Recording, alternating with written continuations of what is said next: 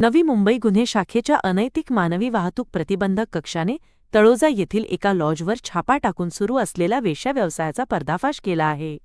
या कारवाईदरम्यान पोलिसांनी 9 महिलांची सुटका केली असून लॉजचा मॅनेजर आणि 2 वेटर अशा 3 जणांना अटक करण्यात आली आहे. तळोजा येथील hotel aboard inn lodging and बोर्डिंगमध्ये वेश्या व्यवसाय सुरू असल्याची माहिती पोलिसांना मिळाली होती. या माहितीच्या आधारे पोलिसांनी बनावट ग्राहक पाठवून सापळा रचला.